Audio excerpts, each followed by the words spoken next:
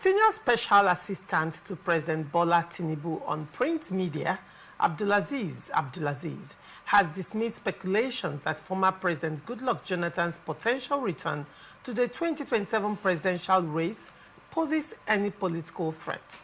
Speaking in Kano, he said Jonathan's loss as a sitting president in 2015 shows he remains politically weak and unlikely to challenge Tinubu's dominance.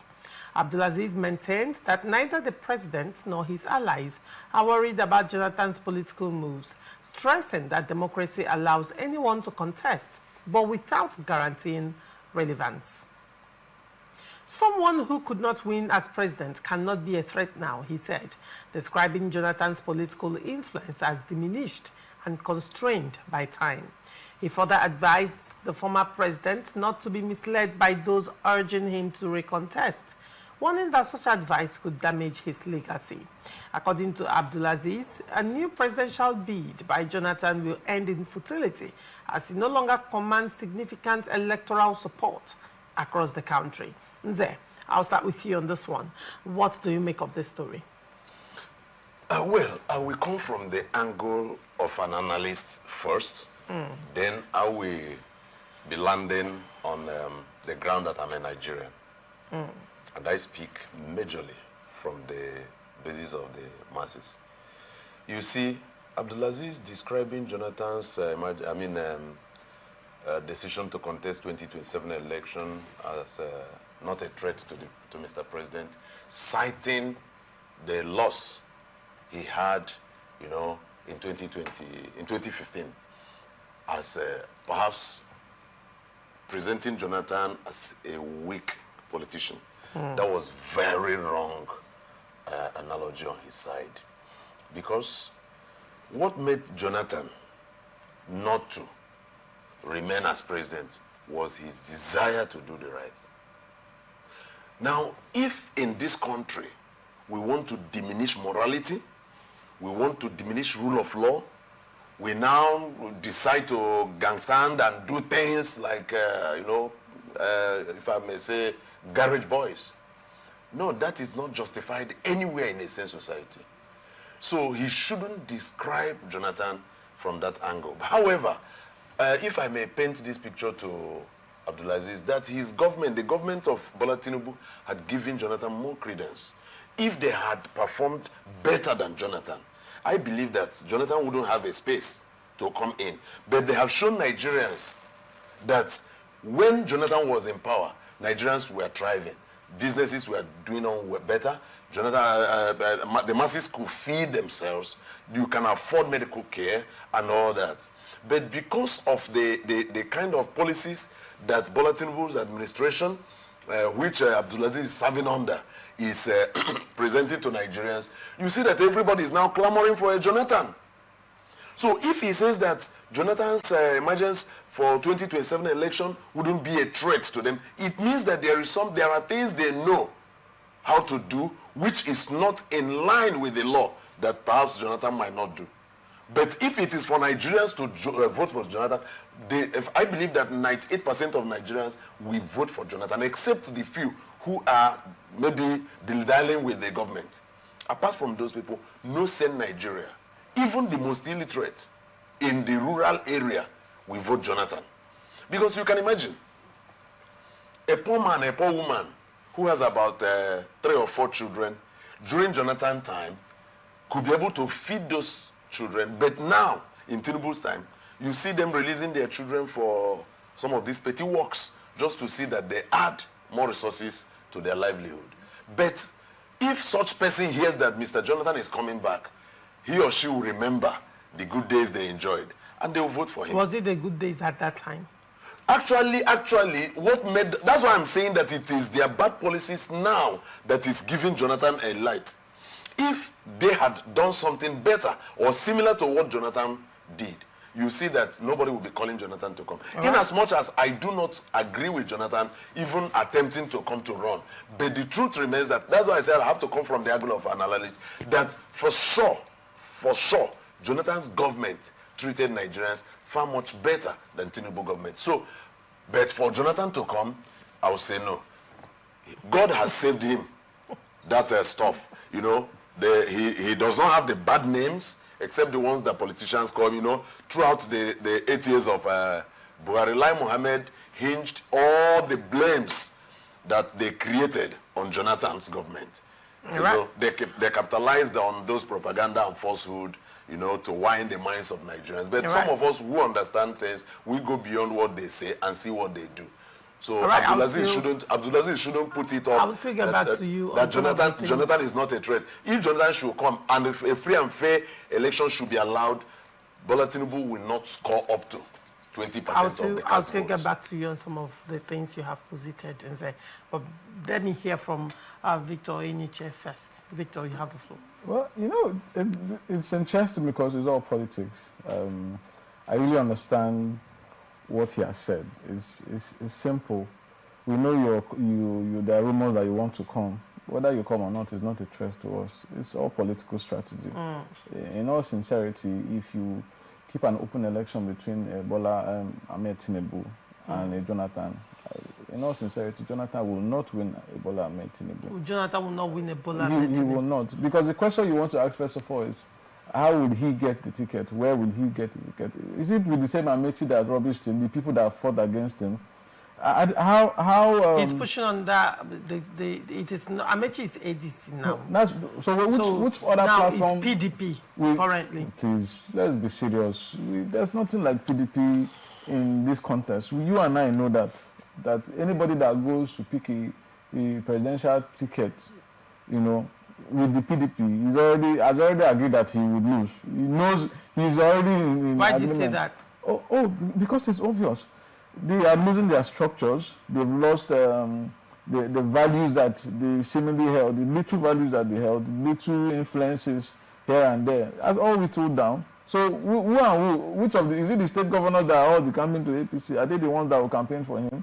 Or which structure? Even when he had structures, remember what happened? One of the major things that made him lose the election was betrayal from people within his own circle. And that he was president that had power. Talk of now that you have, you know, I think the only thing Jonathan would do, if anybody should be scared or worried about Jonathan's coming to contest, should be the opposition, really. Because Jonathan would only take away from the opposition, not from Tinubu. If anybody should be worried, if Jonathan is a threat to anybody, I believe the threat is to the opposition. That's the ADC. Yes, well, the coalition or whatever. Even the coalition, up till now, they don't have that, you know, oneness. Yes, because the thing about politics is when he comes out to say Jonathan is not a threat to us, and people, you know, of course, it sounds somehow and a bit disrespectful, but there are facts. This person was a sitting president, could not win. Why? The question is, those criteria, those things that made him not win, have they gone? Have they disappeared?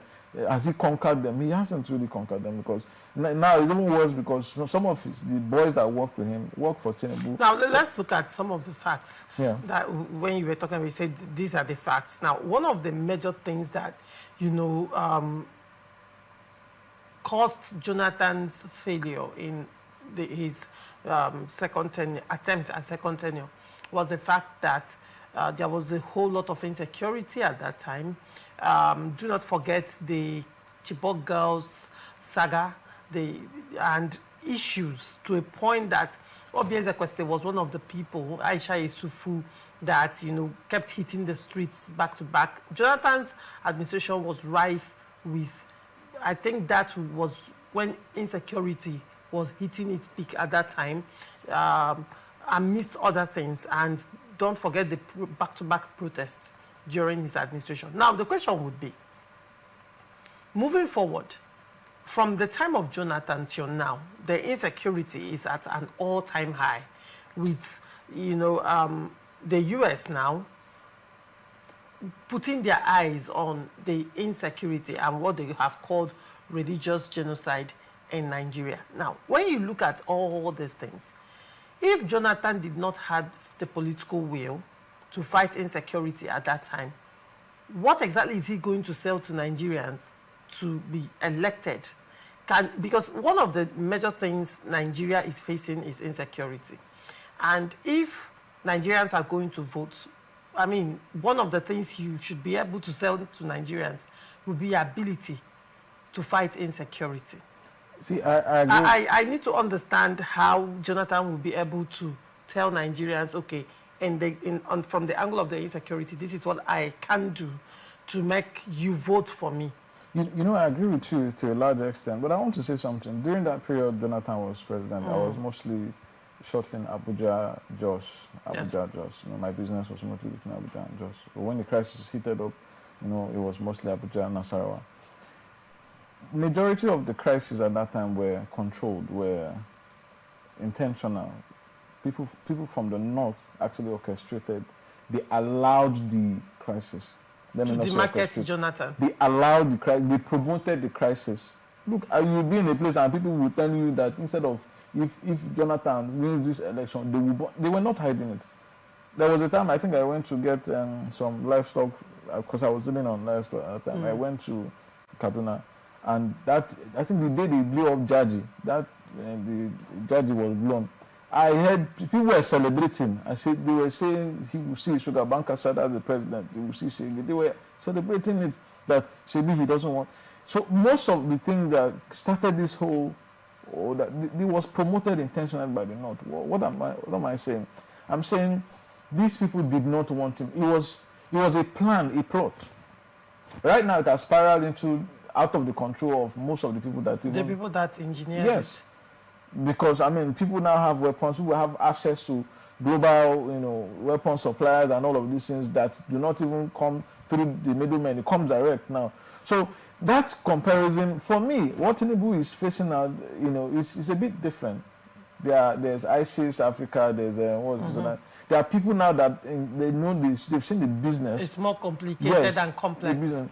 So if anybody, I'm sure everybody will run away from that security aspect to market because it's a very complex situation. And you mentioned something about the US now putting that. For me, it's unfortunate that Nigerians are leaving the main issues. I think we are troubled. People, when we say the religious, I've lived in the north. Look, majority of it's not religious. The crisis in Jos and Plateau State is not really it's largely ethnic than religious. It has been there for a very long time. Even if they kill the Christians, they kill the Muslims.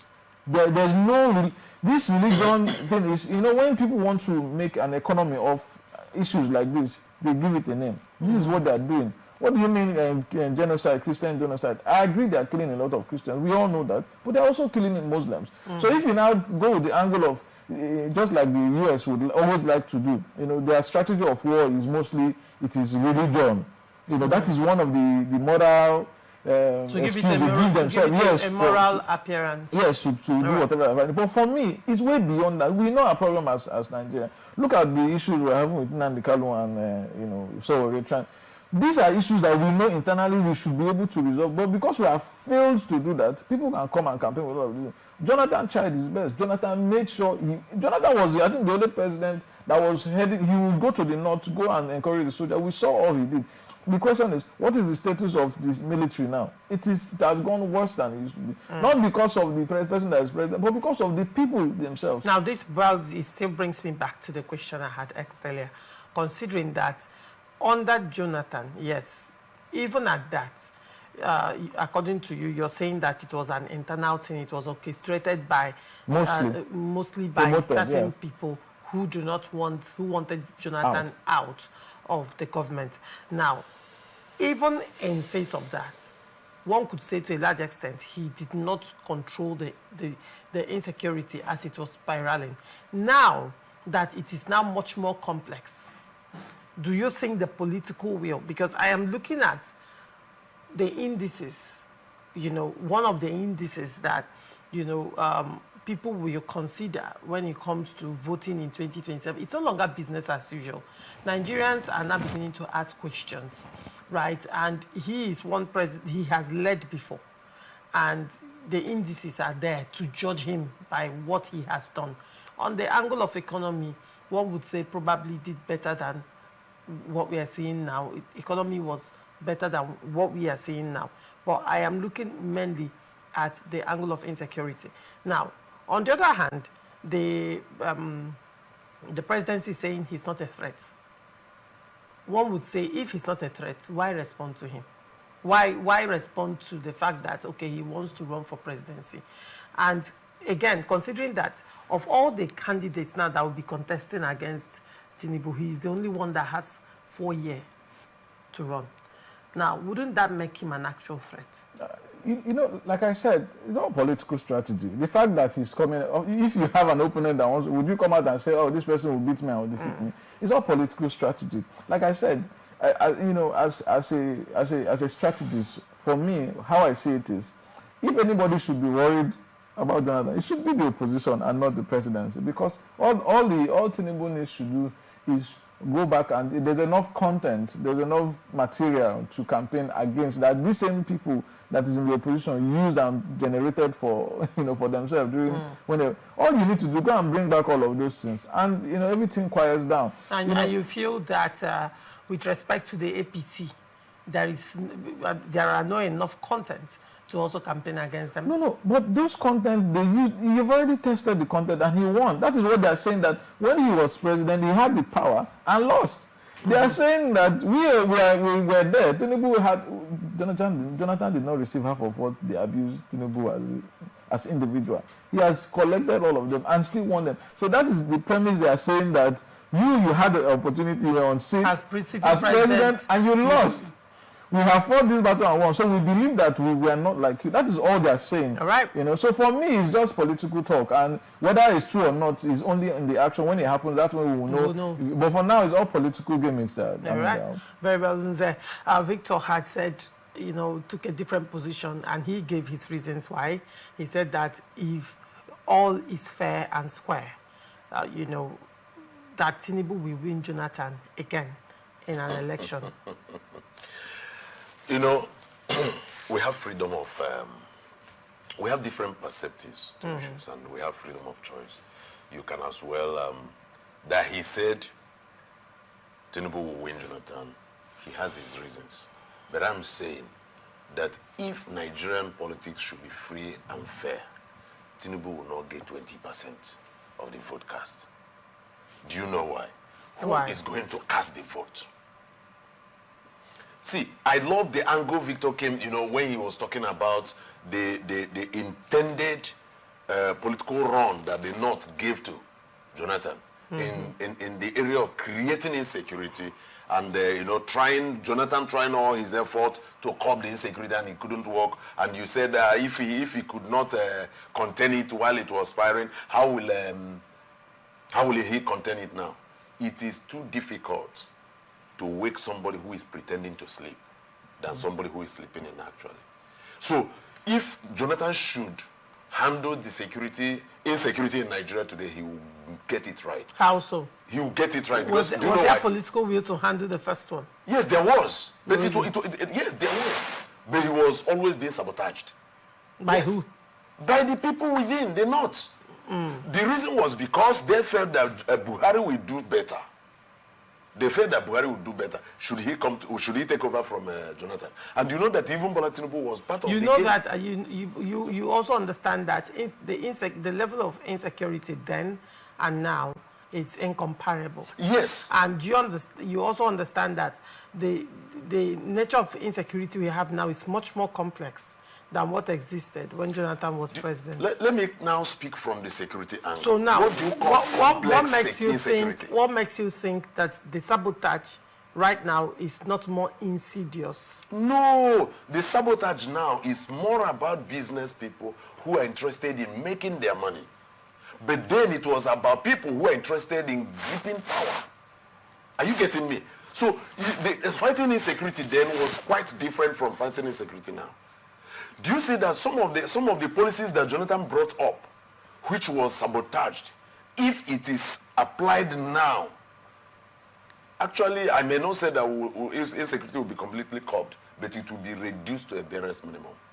Do you know that this country, Nigeria, need foreign mercenaries to fight? Because you can see in our country today where some people will we bring weapons into Nigeria, create airports in Nigeria, and they are running it to land their flights and distribute arms and food to these bandits and insurgents, and go back unchecked, undetected. simply because some few men who are doing Now, their business believe the second question I want to ask, they need this to have an edge. if the North did not vote for Jonathan, or they worked against Jonathan's administration, what is the guarantee that the same North will vote for Jonathan in 2027? Do you know what inspires a voter? What inspires a voter is his present problem. That's that. In the time of Jonathan, they were promised a better life with Buhari. They were promised a better life with Buhari. That was why, like he said, when Jaji was bombed, the people were rejoicing. How do they react now when bandits strikes? How do they react? Now, when you say the voters, you know, the state of the voters is what determines who they vote, and you're coming from the angle of the fact that in Jonathan's time it was easier and better than Tinubu's time.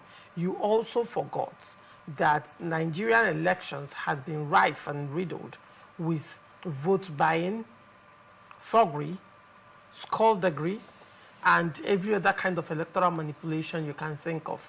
Now, the persons who sell their votes, actually, their states have, I mean, it is clear that poverty is a weapon that is usually used during election. So when you say the state of the voters will determine who they vote for, it is still the same voters that sell their votes. Now, listen to me.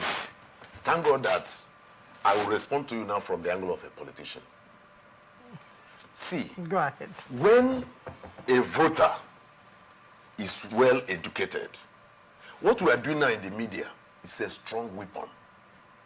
When I come, okay, perhaps I'm contesting against Victor, and Victor is ready to buy votes, and I tell the voters that maybe Victor is in power, and we've seen his antecedents that has really kept people to where they are. And I come now to tell them that these things Victor did, he's intending to do worse, but he will give you a peanut. So when he's bringing his peanuts, this is what you should do, this is what you should, this is what you should do. Look at, do you know that in 2023, there was vote buying?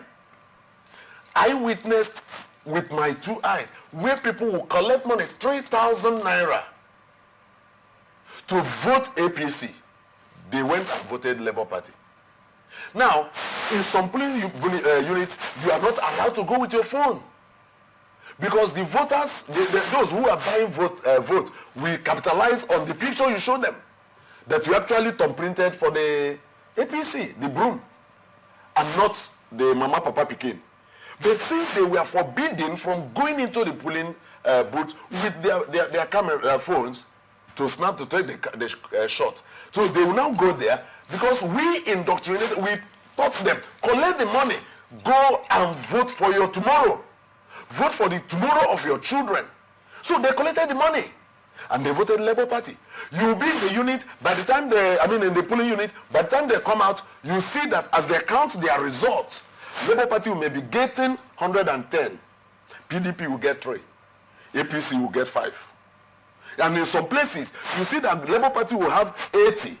PDP will have 2. Maybe some of the agents. And the APC will have none. So we saw all those things. Now the question was that this organ that came here with a bag of money and was distributing, where is the effect of those things? So you find out that we that educate the mind of the people have a lot to do. So if Jonathan is coming back and we are telling people, look, Tinubu did this, which they are seeing it playing in their lives. And we are telling them that the government is deceiving us, that our reward is in heaven, that better days will come ahead. And today, they that are within the table where the sharing is taking place are eating fat. And we are down there and they are not allowing crumbs to drop. Now, by the time these things are coming, we are educating the people properly. You now see that many of them will even be ready to collect your money.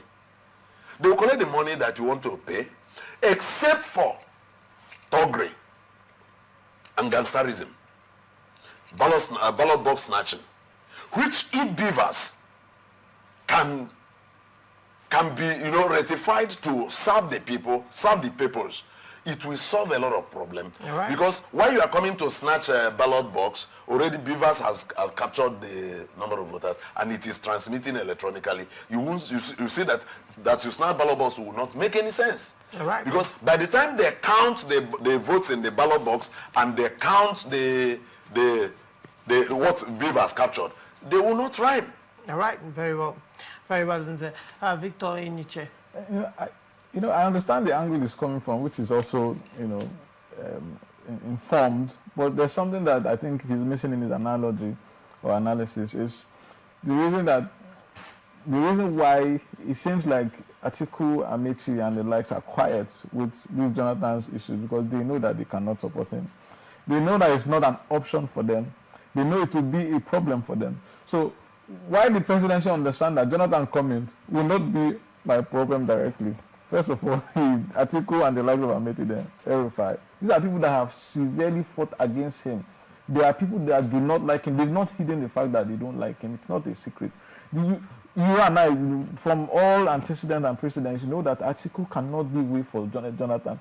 Amechi will not give way for Jonathan. Atiku might compromise for Amechi, might compromise for any other person, but not Jonathan.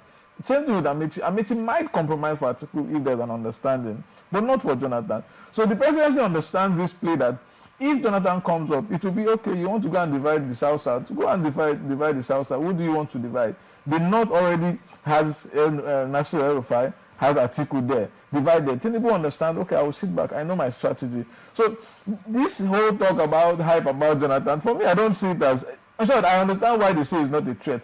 They're not saying it's not a threat, that he will not cause any issue. But they understand that to them, the threat will not be just to them. But it will help them with the opposition. Because all it will do is to weaken the strength of the opposition, that is Atiku and the like. So the APC understand that, okay, look, if this guy comes up, I think the first line of action that he should deal with is Atiku and Amechi. Atiku has said the only thing he has said he might give way to a younger candidate. The pointers are there. He later said he never said that. Oh, he denied that. Okay, so you see the angle. All of them, Amechi has said, I will do one term. Peter Obi has said, I will. Why? Because of what is informing them saying, I will do one term is Atiku. They are all saying, I will do one term to soften Atiku's heart to say, when I do one term as the South, I will hand over to you as a Northern. This is what they are saying. But Jonathan is the person who they know. Nigerians know that it is sure by constitution that he cannot go beyond. Now, do you know that the North? Do you know that the North will be more willing to come to an agreement with Tinubu? They will trust a Tinubu than a Goodluck Jonathan to hand over power. Not just hand over. Goodluck Jonathan cannot go beyond. No, that's not the point. It's not about you handing over. It's who do you hand over to? Look, the North they are very particular about their politics, and the North is actually polarized. They are divided. They are not as united as we think. In terms of, okay, if Tinubu is going to hand over to somebody in the North, who will he hand over the North? Atiku is a popular candidate, yes, in the North, but trust me, Atiku is not a consensus in the North. The North is divided. Kwankwaso is there, playing his politics. If it's going to come, how do you convince Kwankwaso that the person that you hand over to will not be Atiku? Because Atiku will not favor him. Who do you hand over to? But the Tinubu can come, they will trust a Tinubu more to say, see the person we think we should give in the North that we can all, I can support, this other person can support. So Jonathan being a threat, for me, it's not because of Tinubu. When we analyze, we look at Tinubu alone when we're analyzing it, but we're missing out the Peter Obi factor that is there. Or are you trying to say that you're going to dump... Peter Obi, as he stands right now, nobody is sure of... his position. No, he's going to contest. That is a fact. One leg of Peter Obi is still in Labour Party. The other leg is still in ADC. At the same time... No, Peter Obi now has 3 legs. At the same time, PDP is also saying that, they are in talks with Peter Obi. So, can Peter Obi take a decision now? So, if you're saying consider Peter Obi, what are the variables? No, that's my point. Are you using? That's why I said... I think even obedient movements are even confused because today they fight for ADC. Tomorrow you see them... They are not confused because of Atiku, because they know that they will never support an Atiku over an Obi. They know what they want. The only confusion they're saying is that the confusion is, should we stay with the Labour Party or should we trust the Atiku for Obi? Because the truth is Obi has to contest. On what platform is Obi contest? On Labour Party. That is the only platform he has. Who told you it's going to be on Labour Party? Because you know why I'm saying this. One thing with Tinubu I observe is that the man is very intelligent. He plays with this kind of game, so he knows what he's doing. He surrounds himself. When Tinubu comes to say this man is not a threat, who is more of a threat, Jonathan or Obi? Obi is a bigger threat. Obi has shown that I can do this thing. All I need is more support from a system. And it will be done. The system now understand that, look, if we allow Obi will deal with us. So they know that they are part of the system. Obi is trying to fight. So they will not give to him. That's kind of platform. So have you not seen that since we are now analyzing the opposition, Jonathan has not been mentioned? The question now is, he's not really a threat. That people that are a threat. Peter Obi is a threat. You can call that a threat. When you say Peter Obi, let's look at Peter Obi and whether he's an actual threat or not in the real sense of the word. When you talk about being a threat from the angle of what he could do with regards to pulling votes and all of that, yes. However, there appears to be a very smart politicking going on, which Obi might not be taking cognizance of. Obi is in bed with the ADC. And in being in bed with the ADC, appears to have ignored the politics playing out in Labour Party. Recall that in the by-elections, Abure's candidates were delisted. INEC refused to recognize Abure. Meanwhile, Nenadi Osman's committee did not present a candidate. So INEC is silent on Nenadi Osman's leadership. If Nenadi Osman had presented and INEC went with Nenadi Osman, we can now say, okay, Nenadi Osman is the legitimate leader of Labour Party. But INEC is silent on that angle. So, which means we don't even know where INEC stands with Nenadi Osman. It is also possible that towards or when the windows for primaries end, and let's say Obi loses out in ADC and goes back to Labour Party, there is every possibility that INEC might decide to wake up and say, we don't recognize Nenadi Osman. And by that singular action, Obi is out of the game. Now, Obi remains in bed with ADC. The windows for primaries close. And Atiku's aide is insisting that their primaries will be by delegates conference. If it is by delegates conference, Obi might not be able to win that ticket. Why did he leave PDP in the first place? Because of delegate conference. He couldn't secure tickets in the PDP because of delegate conference. Now, Atiku's people, Amechi's people, El Rufai's people, Arebeshola, Mark's people will come together and go for their delegates, will vote for who they have agreed to. So your guess is as good as mine. Obi might not win delegate conference. Sorry, I just want to ask a quick question. Now, hold on. Now that takes us to PDP.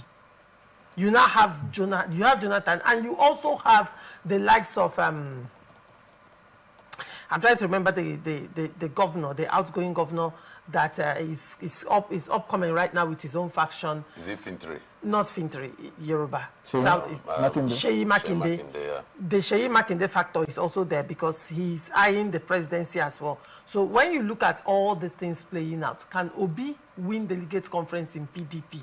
That he has been out of the loop for a very long time. So it might play out that at the end of the day, Obi might take a decision late, and that decision will not favor him either way. It could be a smart game to somehow remove him smartly from the entire race. And he's not taking a position now so that he can start early to, clear the ground. So I am wondering. The question I wanted to ask is, sorry, so already started the campaign, for releasing Namdekano. Funny guy, very interesting guy. I like him because he's strategic. So he's doing that mostly for himself. People don't understand how this thing works. The first person amongst all these people to issue a statement is who? Atiku. Has Obi said anything? Obi has not said anything. Now, Obi not saying anything. Ordinarily is a wise decision because you have to be careful, right, in making commentaries of matters like that. Obi has been talking, but not in this manner. Now, Atiku is first to come out to tell the Southeast, I am for you people. They have somebody that is Obi that they know has been, of course, pushing for this kind of thing. OT has been pushing. We know that people haven't, just a few weeks before us already did that. I think Governor Oti mentioned that he was in touch with the presidency. They're trying to see how they can himself with the deputy. And so when it comes with this campaign, and Atiku was the first to come out. I read that and I was very disappointed. I'm disappointed in Nigerian leaders because they know what they're doing, just to use the people. Look at an Atiku coming to make a statement like that ought not to come from someone like an Atiku. Look, this matter is a very sensitive matter. So if Sowore is not doing that because he knows Nnamdi Kanu will be freed by what he's doing, but because he knows that his voice in history will be recorded that he was a very vocal person in terms of... Vocal person. I hope you understand that the Igbos and the Southeasterners are not stupid and they understand the politics that... It's not about being stupid. Because, hold on, why coming now that... I don't know for it. What do you mean? Hold on, the pressure has mounted already. So one could see that Sowore more like came into the talks. He's leveraging. Everybody is leveraging. Everybody could see that is leverage. You see that foreigners that will come out for that protest will be more than the people that will need these things. What will happen? Everybody would knows. People would know that it's definitely leveraging. And on the other hand, the risk there now is that Sowore is also facing the same charges of treason that Nnamdi Kanu is facing. But he's walking free. So now conversations will also start on that. But let's not deflect from the conversation because we are looking at Jonathan's presidency. Now, I intentionally drove this conversation to this angle to let you understand why they made the statement that Jonathan is not a threat. Right. You see that in trying to talk about the challenges of this 2027, we have not mentioned Jonathan because which area will Jonathan influence? I understand why Obi is quiet. I believe why Obi is quiet is you understand that stirring up this now would only cause more issues, more rancors in the Southeast. Right now, there's a potential of, if Obi contests, of still getting that reasonable amount of block vote from the Southeast because there's relative calm. Now, do you know that Obi's silence, to a large extent, might work against him in the Southeast? It will work against him because these other people will use it to work against him. But they know. Definitely. They know that if he remains like this, yes, now Obi has a block vote that he's supposed to protect. Regardless. If there's instability in the Southeast because of an agitation, Obi loses a major amount of vote. There will be agitation, yes, but there will be instability and excuse for INEC to do whatever, or politicians should do whatever they want to do. Well, I'm coming from a different perspective. Just like they did to Jonathan in the North. The perspective of Nnamdi Kanu. Obi's silence. He has been talking. It's not but Obi's silence with the pressure that is mounting, one would say, is it going to work in his favor? Now, Obi has been talking, correct. But now, there are reports showing that Nnamdi Kanu's health is failing and his organs are failing. One would expect that, for someone who still wants to maintain the vote of his people, if there was anybody to carry this whole campaign on his head, it would have been Obi. To a large extent, not only will it help with consolidate, whatever it is, obedience movements, it's all about. But then there are certain persons, voters in the Southeast that still, like it or yes, right now, most of the Southeast states have moved to APC. The governors, you mean? The governors. Having moved to APC, your guess is as good as mine, the implication in 2027. So now the governors will come in with their influence. But what is Obi's strategy to break the votes of the governors in these states, considering that the governors are now standing with Tinubu in 2027? The Southeast governors. Politics is local. So what is he doing to dissuade part of the voters? Now, I think, Nse, I will now ask you this question at this point. Having seen how everything is playing out, how do you think Obi's silence in the case of Nnamdi Kanu is going to favor him come 2027, considering that Southeast governors are siding Tinubu? Number one, let me say that Peter Obi is not silent about Nnamdi Kanu's continued detention with DSS. Obi have been vocal about that, and the Southeasterners know about it. One thing is that when dealing with Southeasterners, you should know that you are dealing with intelligent people. you are dealing with people who reason beyond what you are looking at. It will take a little dangle of carrot to win Southeasterners, and it will take also a little display of weapon to scare them away. However, looking at what is happening in the now, I believe that P2B is playing more of external politics than internal politics. And that will tell very badly on him should he contest 2027 election. If you look at the formation of coalition, the ADC coalition, you see that it is formed and framed in such a way that it will favor Atiku. P2B can never win in the ADC coalition's delegate primaries. It will never work. So ADC is for Atiku. Everybody knows that. And when you look at each of them coming out to say, I'll do 4 years, I mean, for one term. I'll do one term, and things like that. And when Obi came openly to say he would do one term, you saw the response of Amici. Response of the Kaduna El-Rufai. or Kaduna Oga, I call him Oga. I don't want to use the other name. You see his reaction. And when we look at that, what prompted Obi's declaration of one term? He simply want to have a romance with the North. Give me this Tinubu's remaining 4 years, and I will return power to the North. He was looking for a romance. But who will believe you? Who do you think you can bewitch with that kind of this thing? So even the cheapest politician, we know that you cannot succeed in that ploy. And I expect P2B to have people, great think tank, who sits down to solve the political arithmetic of the now, looking at what has happened in the past and what will happen in the future, then begin to dissect it now and refix things. That is what I had expected after 2023 election, because that election was actually for P2B. Yeah. And P2B never had any governor anywhere, no minister, no senator, nobody. And he had such organic support. The upsurge of voters that came out and voted for him. But however, he wasn't, the system, as he said, knew that Obi's emergence will destroy them. So they had to fight against it. And Obi lost. So Obi should have gone back to begin to look at how to fix his internal strength and what's it called? His internal formation, which some of us call structure.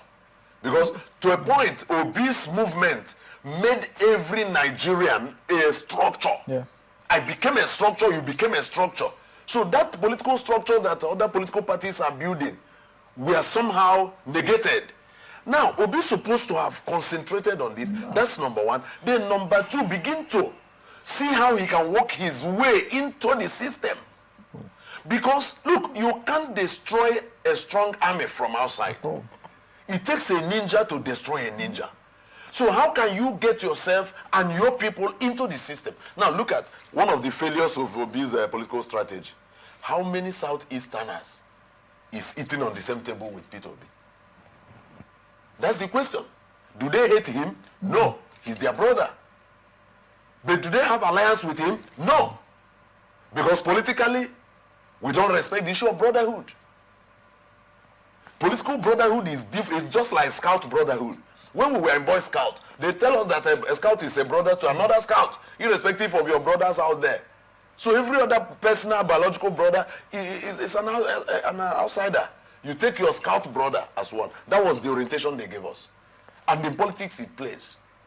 That's why you see two brothers can be quarreling. They live under the same roof, yet they don't belong to one same political party. And this one will keep the secret of their political party from the other, and the other will keep the secret. So you should understand that I had expected P2B to make sure that he's in alliance, strong, if I may say, spiritual and ethnic alliance. Yes, spiritual and ethnic alliance with Hope Uzodinma. Irrespective of Hope Uzodinma's closeness to Tinubu. Yeah. Then, Soludo, his brother, his governor. Can P2B and Soludo walk the same street today?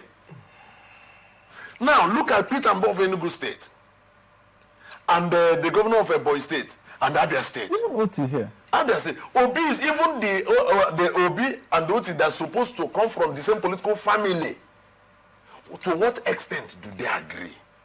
And P2B is flying from north to west, doing things for people, thinking that you will, as long as you have few of the rural dwellers that sing your praise, that you've got it all. No, politics is not played like that. And we availed ourselves in Labour Party to help. In fact, I believe that I'm one of the persons that sold P2B to Rivers State. One would say to a large extent that, you know, Labour Party has been so balkanized. The question people will now be asking will be, if he could not, you know, pull Labour Party together, is it Nigeria with complex issues? No. Now, you can't use Labour Party to judge P2B at all. Hold on. The structure you're talking about, Labour Party was having issues. When you say, I cannot use it to judge him, Nigerians are asking questions. Let me come now, to that. Clearly, you have said ADC is for Atiku. Meanwhile, Obi is also in bed with the ADC, hoping to clinch presidential ticket with the ADC. At the same time, Obi is still with Labour Party. He's still in Labour Party. Nenadi Usman has clearly said he's a member of Labour Party. He has not resigned. And yet, we have not seen any major move to see that they close rank and files, just in case ADC does not work out. So can Obi say Labour Party is a viable vehicle for him to run 2027? Now, PDP, on the other hand, you know, initially there was a time when the noise was loud between Obi and Jonathan, but it appears that PDP is now slowly tilting monotonously towards Jonathan. That's why I was asking the question, I was voicing my concern. Are these things not political gains that will give Obi hope? And then at the end of the day, he will realize that he doesn't even have any platform at all. You analyze something very powerful here when you talked about INEC's position with Labour Party, which will come out with the factions in Labour Party. Today, nobody can tell that what INEC position is. They're silent. And it is a political strategy. Yeah. The question is, who does Obi have that is working hand in hand with INEC to know INEC stand? Because these things are very important. Who does he has that is working with INEC to know what INEC may do, INEC's next line of action, even if that person is not an INEC official, but he's closely monitoring, following, even if it is his media. One would even say, why is Nenadi Osman caretaker committee silent? I mean, caretaker committees are usually 6 months, isn't it? Why are they silent? They were saddled with the responsibility of conducting a delegate conference, a convention, national convention, to produce, you know, national officers. So one would say, why are they silent? No, if you want to question, because the silence if they had done that national convention, probably they would have sent, of course, they would send the invitation to INEC. If INEC declines that invitation, one would say, okay, INEC does not also recognize Nenadi Osman. But in this instance, Nenadi Osman's caretakership, one would wonder, are they even there? Because Abure appears to be making the news more than Nenadi is making the news. See, Laurentia, we are in Nigeria and we've seen politics being played. The problem we the masses have, is that we arrogate more powers and more intelligence and wisdom and to these political office holders or politicians. You know, the truth is that it might shock you to know that Nenadi Usman's caretaker committee might just be busy with the local rancor, the local battle, the in-house battle, that they are not even seeing what is happening. Now, let's go to INEC portal. I just opened the INEC portal. And I just opened the Labour Party. And in INEC portal, even though INEC say they listed the candidates of Abure during the by-elections, on the INEC portal here, I am seeing Labour Party National Chairman, Barrister Julius Abure, by court order. So now, these are the issues. So INEC by action is not recognizing Julius Abure, but INEC by documentation is still keeping Abure. I am seeing Abure on their portal. Or is it that their portal is not working? These are the issues that I said. How is this going to play out in 2027? And how this might affect the chances of Obi when it's already too late for him to switch. I think I want to point out something. That Go ahead. we are all in agreement that what the spokesman, the special advisor, Abdulaziz said about Jonathan not being a threat. We all, from this conversation, we are all agreeing because, this is what we mean by Jonathan is not a threat to us. This is what they mean by Jonathan is not a threat. So if in a war room they want to start strategizing, Jonathan will only come up just the way he's coming up in this conversation. He's only a threat to the real opposition, which are these people. Jonathan will only come to scatter the little votes, the votes that Peter will be supposed to get from the South. I'm telling you. See, there are people that will look at both of them and say, I like Obi, but Jonathan get this one. The people that will go for an article instead of Obi, they are not. Articles people are his people. You cannot collect articles people. But there are people that Obi will lose just because of Jonathan. People that supported Obi were not just people from Southeast. They were Nigerians from all parts. Right. If you give them a Jonathan, you're giving them an option. See, not to Tinubu, but to Obi and Atiku and the likes of Amechi. Let me also point out this, that there is this possibility that Peter Obi may not contest 2027 election under ADC, nor Labour Party, nor PDP. So which? Let me say this earlier, because from the look of things, you see that Obi is smartly being dribbled out of Labour Party, smartly, and by structure, he's being structurally moved out from ADC coalition. Yeah. And in PDP, Obi is returning to PDP is like someone going back to his vomit. Yeah. Now, if these three political parties did not field Obi, he will likely fall in for a less populated and, if I may say, popular political party, and which will give him a little push. He will also give that political party a push, but he cannot win an election. And I know that if after 2027, I don't think if Obi will come back in 2031. The same thing with Atiku. That is why I keep on saying that for now, the only candidate that Nigerians are looking at to win that election is just Bola Tinubu. Right. Because the man, by strategy, by planning, by whatsoever thing you may call it, by trickery, by even spirituality, is putting himself in the front line. Are you getting me? Because even in his bad policies and all that, you see that he's the only one. It's just like when you are abducted, and in the camp where they kept you people, one of your abductors, when you tell him you want to win, he will allow you. He will carry you. You will go out while you are winning. Both of you are gisting. He becomes your friend. But now you are a doctor. Yeah. Now, when you people come back and they are eating, he can spare maybe 2 or 3 candy and come and drop on you. And you see him as your hope. Meanwhile, he's your doctor. So that is the game this man is playing on Nigerians, and we can't escape it. That's why each time I talk, I said, we have been captured.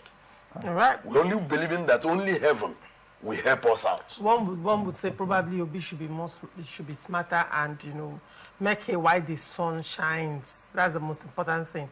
If he's moving with Labour Party, then Labour Party should clearly hold a convention so that we know by INEC's position of their convention, we know on time where INEC is standing. If INEC is saying it's not Abure, INEC is saying it's not Nenadi Osman, then INEC should tell us who they are standing with Labour Party. But Nenadi Osman's, would I say, lack of proactivity, to ensure that Labour Party is viable, will not only make them lose. It will not only make them lose, existing members of the party, but also balkanize their structure even further.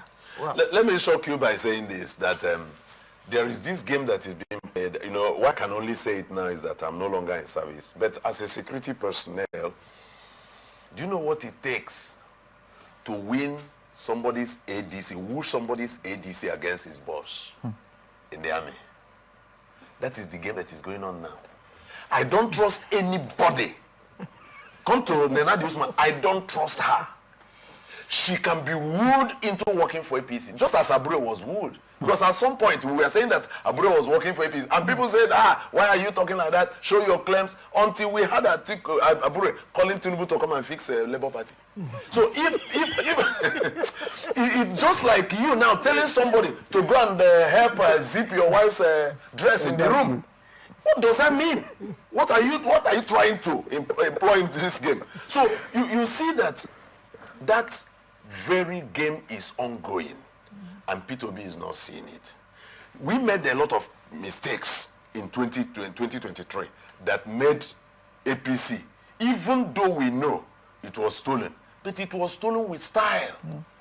If P2B had applied some of the things we pointed out in 2023, he wouldn't have lost the way he lost, and most of the people that worked with him. But if he can look at that loss and begin now to correct some of these things, in the first instance, we wouldn't have even lost Abure. We wouldn't have lost Abure. We would have brought Abure down, get him settled. Because what is all these things? Oga, I see that this woman is stronger than me, and I need her to shine. She can be there, I will only be there, but I need her. But she's stronger than me. What do? I go to her in secret and kneel down to her. Now, by the time I've kneeled to her, she comes openly to kneel to me. Who then is the boss? That is what we call political strategies that men use, that others do not know. You will come and say, I'm the governor, I'm the governor. Well, wasn't that what Obasanjo did sometime to well, I don't know.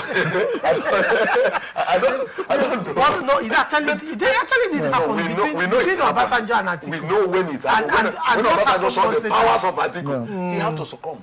But after he succumbed, Atiku came openly and knelt before him as his boss. So these are things that we had expected to play around Peter, but he didn't do that. Now, coming to Jonathan, my plea to Jonathan is never you accept that. Come openly and tell us in Nigeria that you are not doing. Just tell us so that these people can rest. Let them begin to shop for another candidate who might fly their flag in 2027. I think he's enjoying the attention.